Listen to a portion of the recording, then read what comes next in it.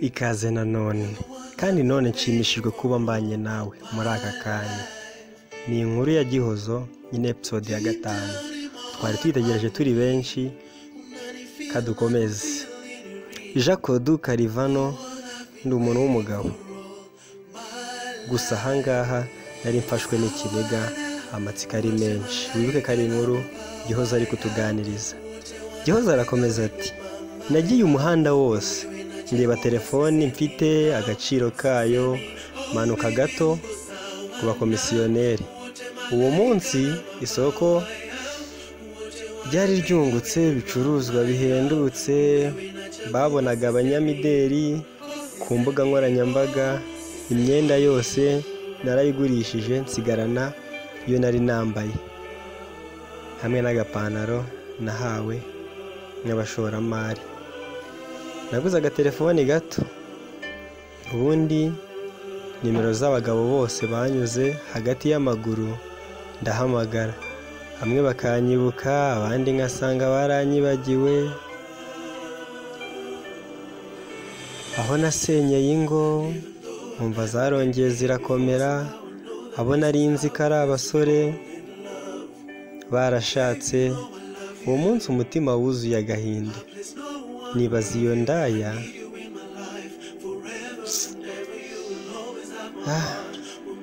gusa komeza ubane natwe. Nibaza iyo ndajya ndahabura.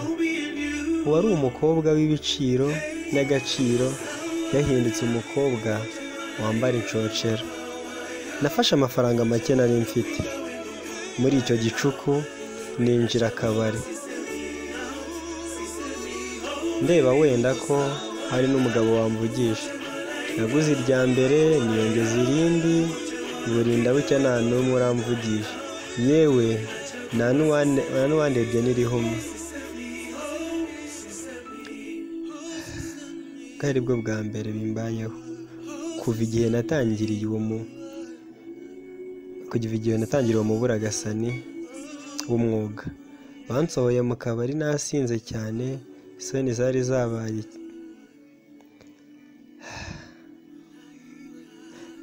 zarabaye kimwe mu bitakiba mu isi yanjye. Banaye hanze ku kazuba ka saa moya, ndimo ndandabirana. Abambonye bose banyita bati, dore umukobwa w'indaya. Kwari ukuri ntibabeshyaga. Abamotari bantwaraga mu mazu ahenze nabaga mfitemo gahunda, bose banyuragaho bakazunguza umutwe. Uwo munsi nifuje ikintu kimwe muri iyi si. Nifuje ko byibura haba umuntu umwe wangana mama wambyaye akankuraho, kuko kwijyana ntibyari gushoboka. Nateraga intambwe imwe mwisanga hasi, najya guhaguruka ngahenera abahisi n'abagenzi, abana bato, abari bato.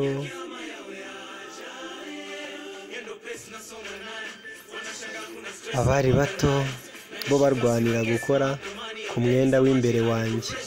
Nubwo nari nasinze ariko byari bimbabaje.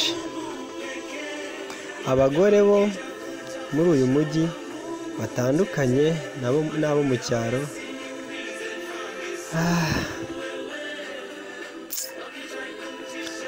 Abagore bo muri uyu mujyi batandukanye n'abo mu cyaro. Nabuze n'uyu n'umwe waza ngo wanwikire n'agatenge. Ntibyatinze nsengana ndengera, nabo baza baje gushungera.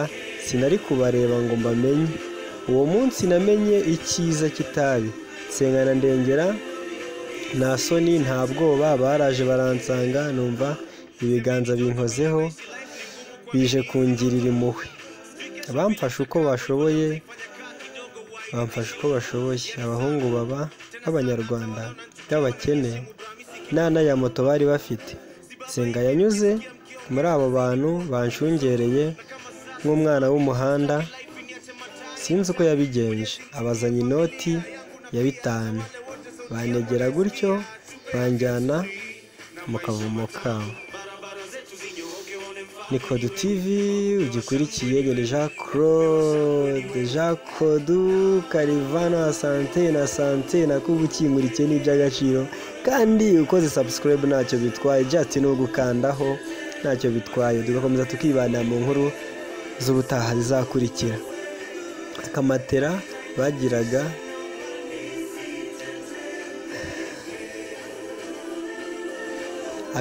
bagiraga nako bize cyangwa nako bize bakoresha muri internet bakita ururimi. Ako niko baryamagaho igihe babaga baguye agacuho. Gusa mu gusinzira narose mvuga ijambo rimwe gusa, ni murakoze cyane. Senga yandebaga kumenwa kumva yayisatira, ndengera akayimpfuka n'ikiganza ngo atansoma. Icyo bari gushaka cyose bari kukibona.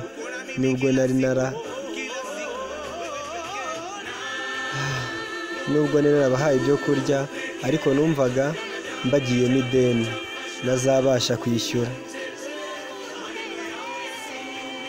Ibitotsi ntibitinda, naje gukanguka nihuse, nshaka agakapu kanjye, nsanga ibyangombwa kuba birimo biracyarimo, uretse amafaranga abana bankuyemo mu muhanda.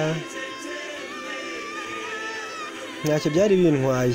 Ku ruhande nahasanze agasahani kariho capati zirimo umureti, ndarya ngarura ubuyanja. Nagaruye ubwenge nibaza akazu ndimo kuzuyemo itabi, amacupa y'inzoga z'amoko yose, nibwira ko nashimuswe. Nyinguye urugi nabaye nk'ubonekewe, mba nk'umuntu ubonye kongera kubaho bundi bushya. Ahubwo nibwo nari nangiye ubuzima bujya i Sodomu na Gomora. Ni Jean Kodu Karivano ugikurikiye. Iyi nkuru yo ni Gihozo, turi kuri episode ya 5. Hanyuma wowe udukurikiye waratekereza harakurikiye iki? Nagaruye ubwenge nibaza akazu ndimo kuzuyemo itabi n'amacupa y'inzoga z'amoko yose, nibwira ko nashimuswe. Nyinguye urugi nabaye nk'ubonekewe, mba nk'umuntu ubonye kongera kubaho bundi bushya. Ahubwo nibwo nari ntangiye ubuzima bujya i Sodomu na Gomora. Ni Gihozo episode ya 5, kadutegereze episode ya 6. Muri comment shyiramo ukuri kubyumva ntacyo bitwaye. Kora subscribe ni akantu gatoya rwose, ubikoze nawe waba agaciro kuri twebwe kurushaho, ntacyo bidutwaye. Dukomeze tubane. Ni Kodu TV. Njye ndi Jean Kodu Karivano kuri Facebook.